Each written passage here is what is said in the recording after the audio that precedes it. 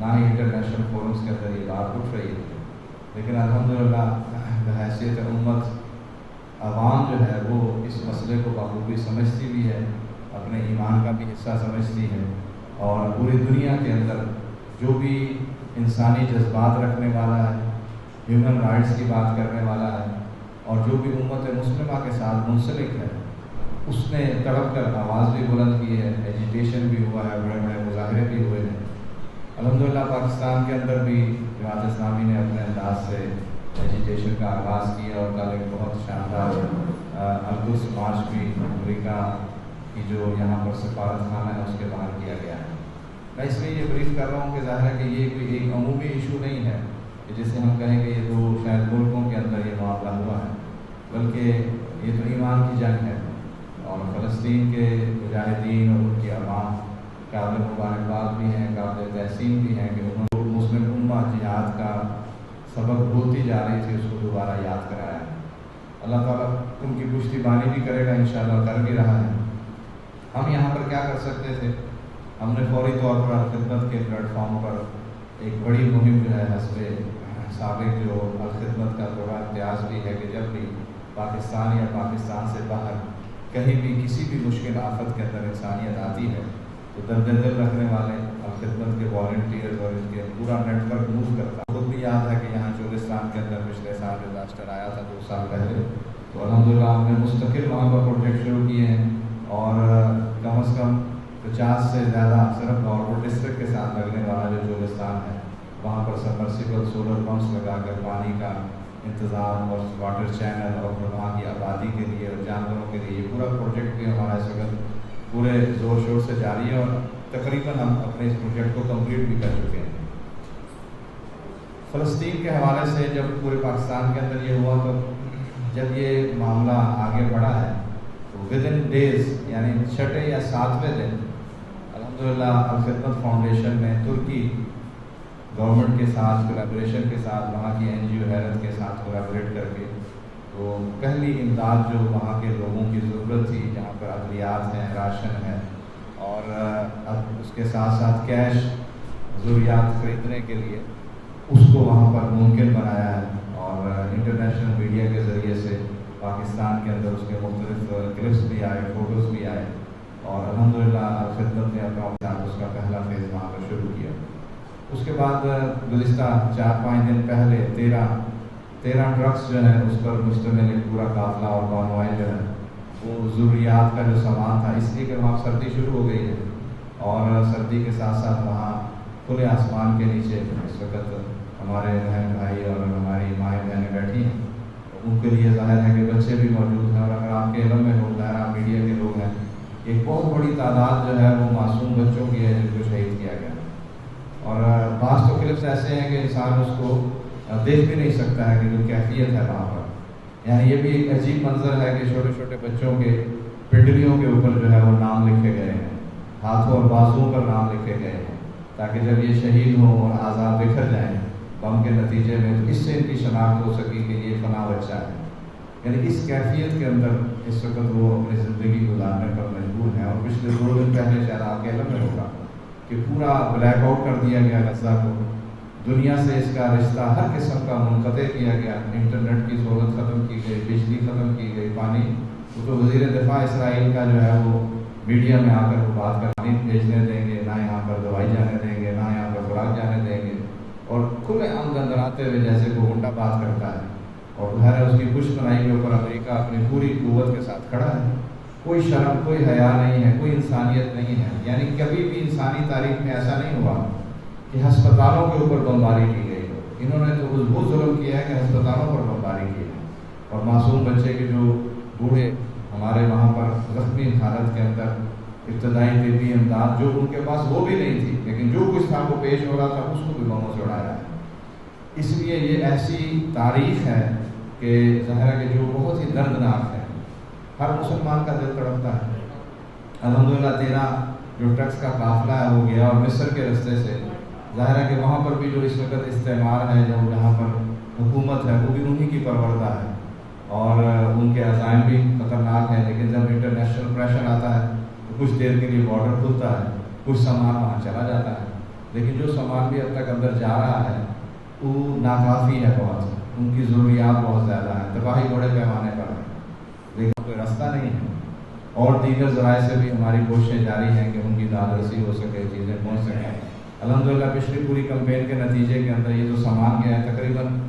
اس کے علاوہ 1 ارب روپے ابھی پرسوں بلکہ کل جو ہے وہ میڈیا کے اندر خدمت ہیڈ آفس سے یہ خبر شیئر ہوئی ہے کہ 1 ارب روپے کے قریب کلیکشن جو ہے وہ ہماری وہاں پر اس وقت فلسطین کے نام پر مکمل ہوئی ہے۔ خود بھاولپور کے اندر جو ہے وہ ہم نے فرید گیٹ پر، فوارہ چوک پر اور 1 یونٹ چوک کے اوپر کیمپس لگائے تھے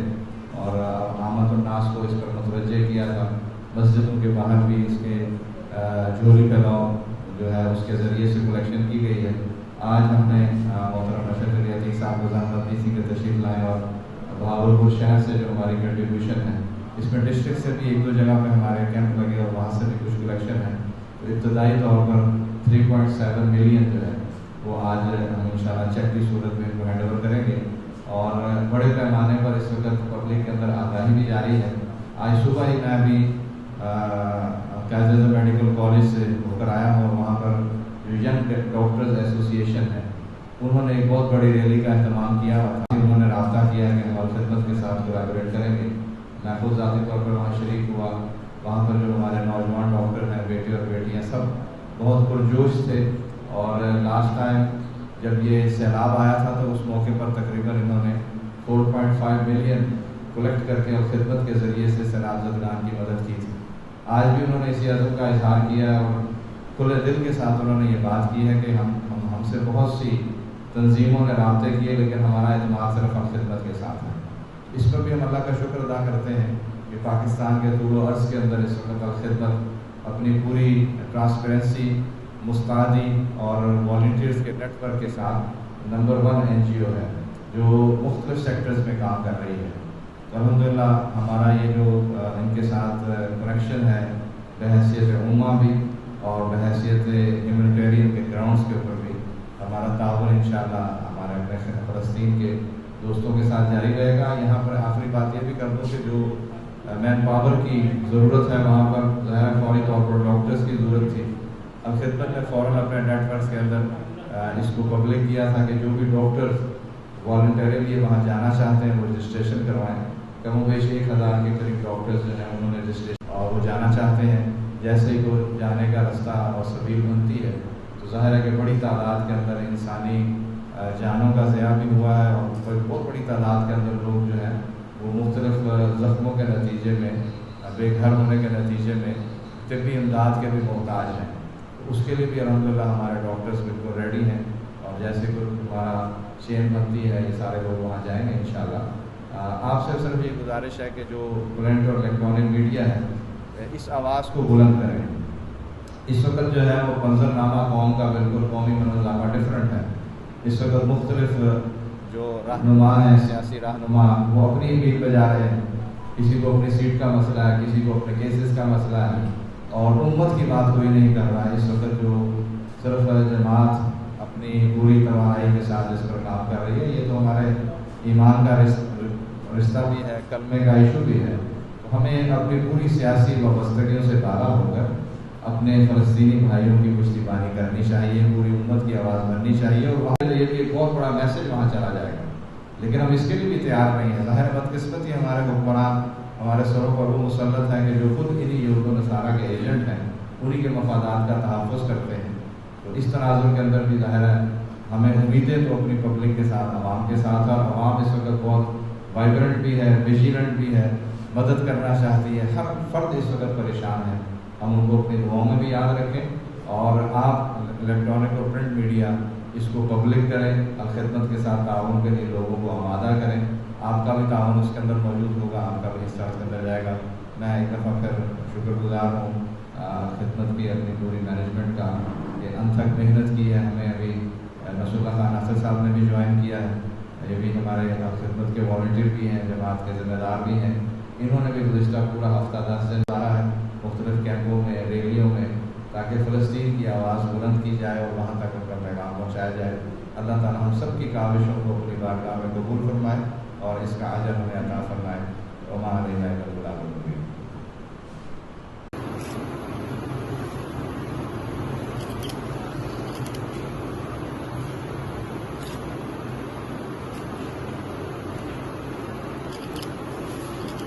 القدس کا ایشو اس وقت دو ملکوں کا دو گروہوں کا نہیں ہے، یہ پوری امت کا ایشو ہے، ایمان اور کفر کی جنگ ہے۔ یہود و نصارہ نے ہمارے قبلہ اول کو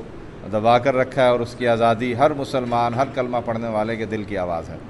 اس وقت جو ظلم اور بربریت کا بازار وہاں گرم کیا گیا ہے، الخدمت فاؤنڈیشن نے فوری طور پر متحرک ہو کر اپنے بھائیوں کی اس پکار پر لبیک کہتے ہوئے ان کی مدد کے لیے آگے بڑھی ہے، اور جب یہ معاملہ شروع ہوا چھٹے دن ہی ہماری الحمدللہ ٹیم وہاں پہنچی ہے، جہاں ہسپتالوں کے اندر مالی امداد کی گئی، ادویات پہنچائی گئیں، راشن پہنچایا گیا۔ اس وقت بھی 3 دن پہلے 13 ٹرک ہمارے پورے بھرے ہوئے سامان سے جو وہاں کی ضروریات ہیں ان کو لے کر مصر کے راستے بارڈر پر کھڑی ہوئی ہے۔ جیسے ہی رستہ کلیئر ہوتا ہے، ہمیں رستہ ملتا ہے، انشاءاللہ وہاں پہنچیں گے۔ ان کی امداد جاری رہے گی۔ جماعت اسلامی امت کی اور پاکستان کی اس وقت ترجمانی کر رہی ہے، کسی اور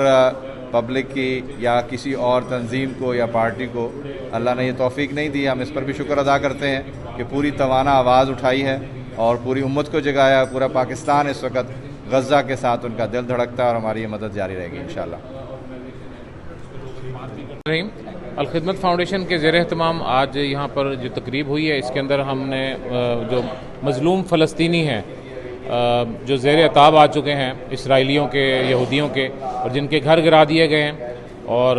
جو زخمی حالت کے اندر ہیں، ان کی ریہیبلیٹیشن کے لیے، ان کی امداد کے لیے الخدمت فاؤنڈیشن نے حسب روایت ایک بڑا کردار ادا کیا ہے۔ الخدمت فاؤنڈیشن کے رضاکاران نے ایک خطیر رقم اکٹھی کی ہے، 3.7